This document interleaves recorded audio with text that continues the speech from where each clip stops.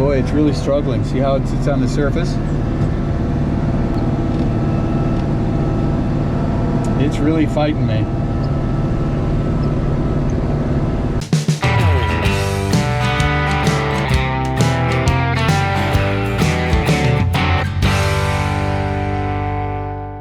Hey, good morning. Welcome back to Rolling Hills Farm. I'm Dave here. It's a beautiful August morning and it's time for a maintenance project that I've been putting off all summer long. You can see I've got my F-145 John Deere semi-mount plow here, and I've got a box of goodies from the people at Shoop's,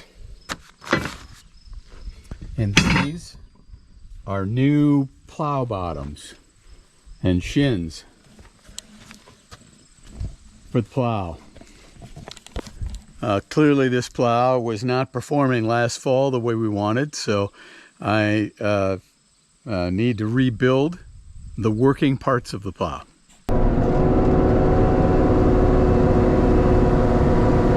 Either the soil is just a little bit dry, or my plowshares, which are the bottom blade basically, they're the bottom piece of metal on each plow, I think they might be a little bit worn.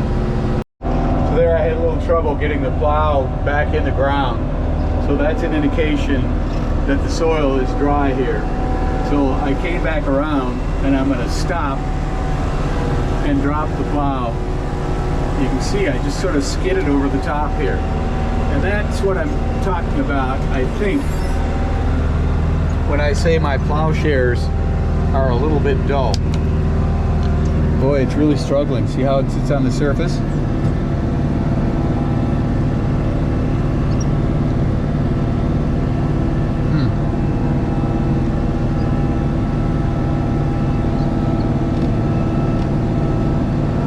It's really fighting me.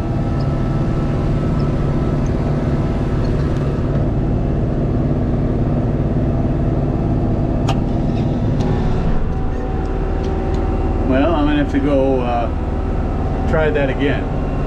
So one of my projects this winter is to replace the shares on the 4 plows. Even though this is a 1960s plow, you can still get OEM, original equipment manufacturer, parts for this. So you can see some of the wear I've been talking about. That point is really rounded, and it's the plowshare itself is narrow. There's a lot of wear on this edge, and I think that's been adding to my problem turning over these furrows. A little less wear as you go back, but still wear there. So here's a good idea how much wear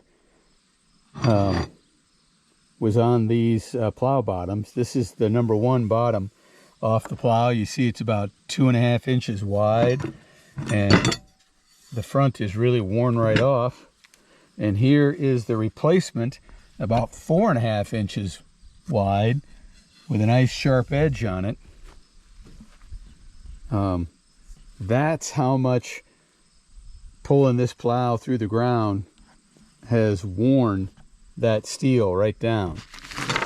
So this is the first time I've ever put bottoms on a plow, believe it or not. I've just never plowed that much. My old plow was about due for new bottoms, and I bought a different plow. And now I've been using this one for a number of years now. We don't plow that many acres, less than 20 a year. So this one's really due. So I'm going to kind of learn how to do it right here on camera.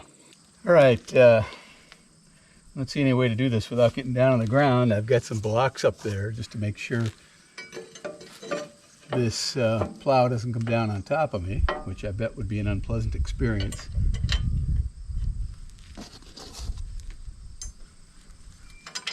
The shin is held in by these 2 bolts.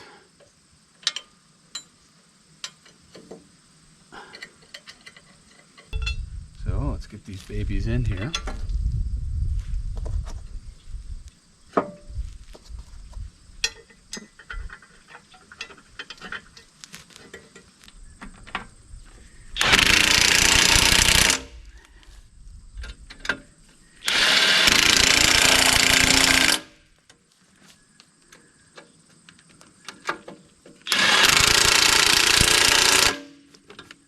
And you can tell there's a little more metal on these wear pieces than there is on the plowshare itself.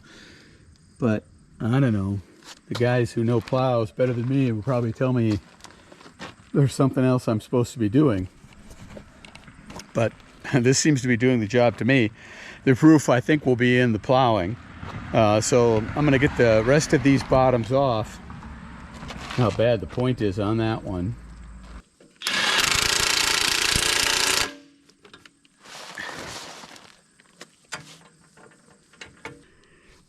That actually was very easy. So you get a sense now of the way it's supposed to look down here. There, new shares all the way across and all greased up, and we're ready to test it out. It's awfully dry out. We'll see how it cuts into this dry soil. All right, I'm in the field and I'm testing out the new bottoms on the plow. Boy, you can tell the soil's dry. I'm down about 6 inches, I'd say, but it seems to be cutting okay.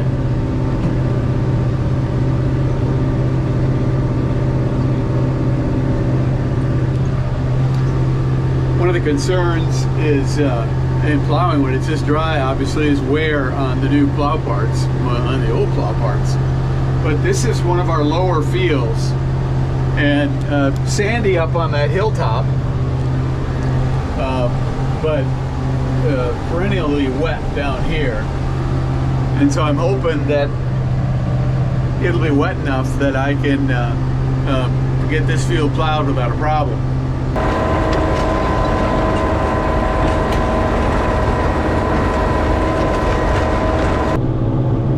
It's laying down pretty good right now. With this plow, I need to run my 3-point hitch arms all the way to the left in order to take full cuts. So I'm digging. Oops, there, I got out of the dead furrow because I was too busy filming and talking. That makes a gap that'll be a pain to disc. So just keep myself straight and in the dead furrow. It plows a lot better.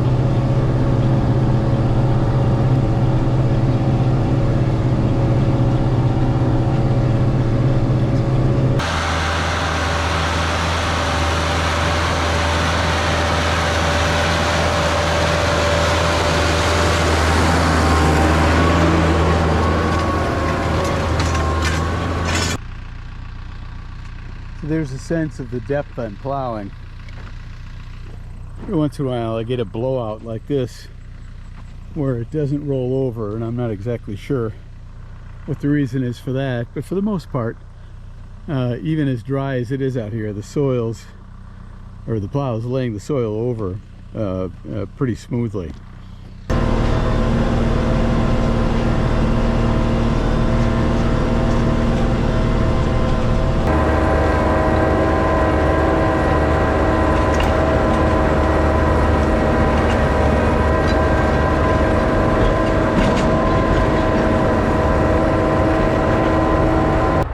So this is what happens when you hit a rock, and I don't know where the rock is, down in here somewhere in this furrow. It's got to be fairly deep, but it was high enough to trip this bottom. You see the other ones, the whole plow bounced over, and so what I'll do is back it up and this will rock back in place.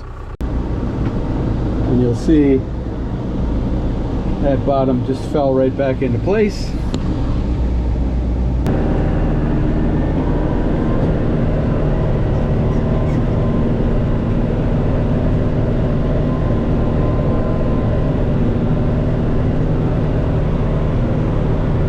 At least kind of a rough spot that I'll be able to identify when I go over with the disc. But I don't think the rock is up where the disc will hit it. It's hard to say till I get over there, but that rock seemed pretty deep, and I think the disc will probably bounce right over top of it.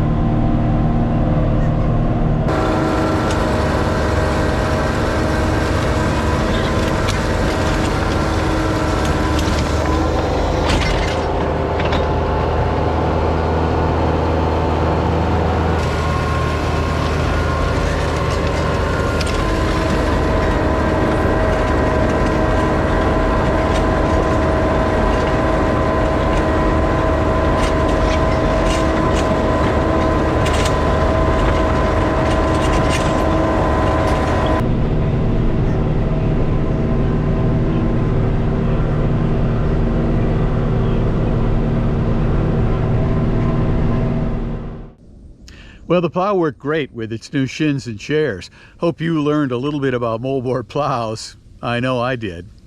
So that field has now been seeded down in winter rye, and we're getting ready for our fall tillage. We've got 2 fields that we're going to plow that will be planted into oats next spring. As you can see, we've gotten some rain over the past week, quite a bit of rain in fact. It hasn't broken the drought, but it's put a big dent in it.